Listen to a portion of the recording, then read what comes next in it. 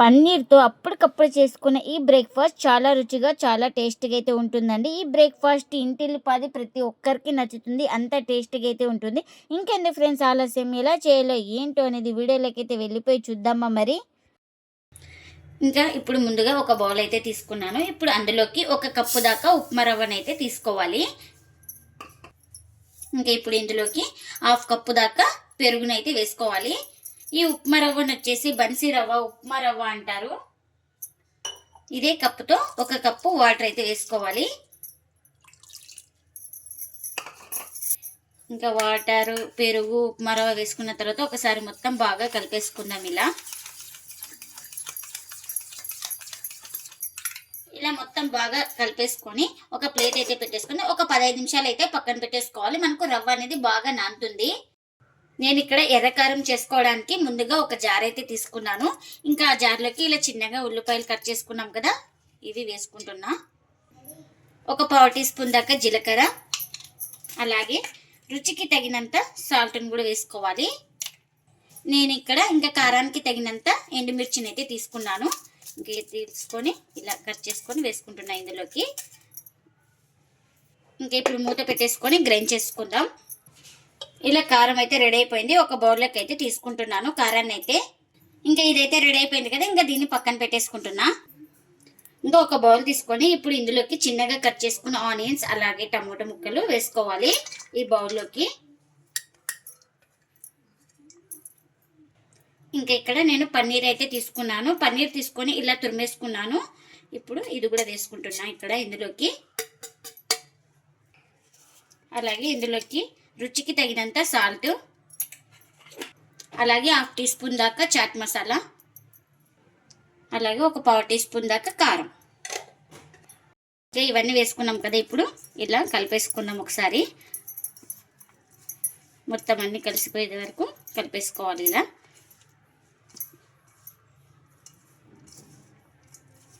ఇంకా ఈ onions, tomato ముక్కలకి, పన్నీర్ ముక్కలకి అంత మసాలా అనేది పడుతుంది మనకు ఇలా కలపడం వల్ల. ఇంకా ఇదైతే రెడీ అయిపోయింది మనకు. ఇంకా ఇలా రెడీ అయిపోయింది కదా, దీన్ని కూడా పక్కన పెట్టేసుకుందాం. ఇంక ఇప్పుడు ఒక 15 మినిట్స్ తర్వాత రవ్వని అయితే చూపిస్తున్నాను. రవ్వ బాగా నానింది మనకు, వాటర్ కూడా బాగా పీల్చిపోయింది కదా. ఇప్పుడు ఈ రవ్వని ఇలా మొత్తం ఒకసారి బాగా కలిపేసుకొని ఇంకా ఇప్పుడు జార్ అయితే తీసుకున్నాను. ఈ జార్లోకి అయితే ఈ రవ్వని వేసుకుంటున్నా. ముందుగానే నానబెట్టేసుకున్న రవ్వను వేసుకోవాలి జార్లోకి. ఇంకా ఇందులోకి టేస్ట్ తగినంత సాల్ట్ని కూడా వేసుకోవాలి. నేను ఇక్కడ కల్లుప్పు అయితే వేసుకున్నాను, అలాగే కొద్దిగా వాటర్ని అయితే వేసుకుంటున్నాను గ్రైండ్ అవ్వడానికి. ఇంకా ఇప్పుడు మూత పెట్టేసుకొని స్మూత్గా గ్రైండ్ చేసుకోవాలి.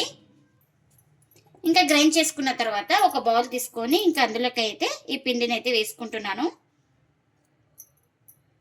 ఇంకా ఇప్పుడు ఇందులోకి ఒక 1/4 టీ స్పూన్ దాకా వంట సోడాని అయితే వేసుకొని బాగా కలిపేసుకుందాం. వాటర్ మనకి కొద్దిగా పడుతుంది, ఇక్కడ కొద్దిగా వాటర్ని అయితే యాడ్ చేసుకుంటున్నాను.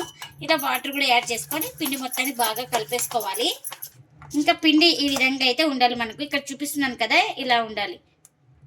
దోశ వేసుకోవడానికి పెన్నం కూడా పెట్టేసుకున్నాను. పెన్నం కూడా హీట్ అయింది. మనం దోశ వేసే ముందు పిండి మొత్తాన్ని ఒకసారి బాగా కలిపేసుకోవాలి. ఇలా కలిపేసుకొని ఇంకా మనకి ఇప్పుడు ఎంత పిండి కావాలో ఇంకా అంత పిండిని అయితే తీసుకొని ఇలా స్ప్రెడ్ చేసుకుందాం. ఇలా నిదానంగా స్ప్రెడ్ చేసుకోవాలి.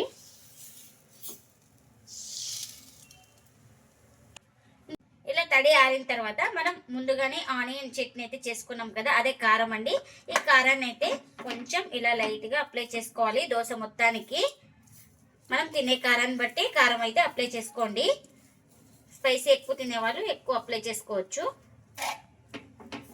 మనం ఇందులోకి స్టఫింగ్ కూడా రెడీ చేసుకున్నాం కదా, అదే పన్నీరు, ఆనియన్స్, టమోటా ముక్కలన్నీ కలిపేసి ఇంకా దాన్ని కూడా ఈ దోశ మీద అయితే స్ప్రెడ్ చేసుకుంటున్నాను. ఇలా మొత్తం స్ప్రెడ్ చేసుకొని ఇప్పుడు ఆయిల్ అయితే వేసుకుందాం దోశ పైన. మీరు ఆయిల్ ఇష్టం లేని వాళ్ళు గీ కానీ బటర్ కానీ ఏదైనా వేసుకోవచ్చండి, చాలా టేస్ట్గా అయితే ఉంటుంది ఈ దోశ అయితే మనకు. ఇంకా ఇలా మొత్తం ఆయిల్ అన్నీ స్ప్రెడ్ చేసుకున్నాం కదా, ఇంకా ఇప్పుడు మూత అయితే పెట్టేసుకుంటున్నాను. ఇంకా మనకు దోశ అయితే ఇంకా బాగా కింద వైపు అయితే కాలింది. ఇంకొక వైపు అయితే టర్న్ చేసుకోం కదా మనము, కింద వైపే బాగా కాల్చుకోవాలి. ఇంకా ఈ దోశ అయితే మనకు రెడీ అయిపోయింది, పన్నీర్ దోశ. ఇంకా ప్లేట్లోకి అయితే తీసుకుందాం ఇప్పుడు.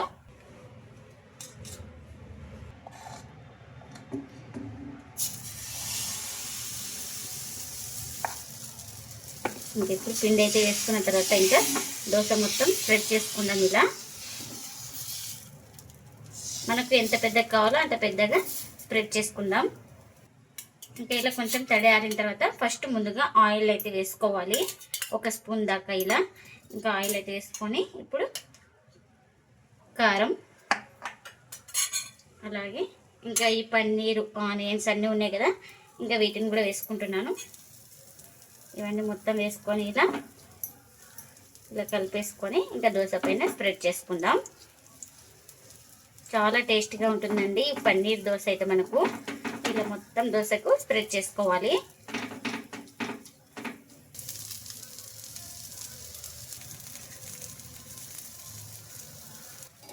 ఇంకా మనకు ఈ దోశ కూడా బాగా కాలింది. ఇంకా ఫోల్డింగ్ అయితే చేస్తున్నాను ఇలా రోల్ అయితే.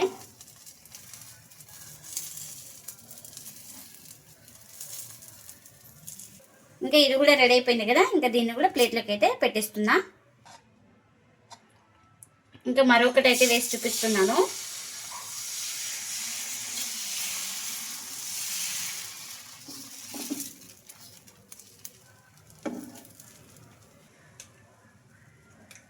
ఇంక ఇప్పుడు సేమ్ ప్రాసెస్. ఇంకా తడియారిన తర్వాత కొంచెం ఎర్రకారం, అలాగే ఇంకా ఆనియన్స్, పన్నీర్, టమాటో,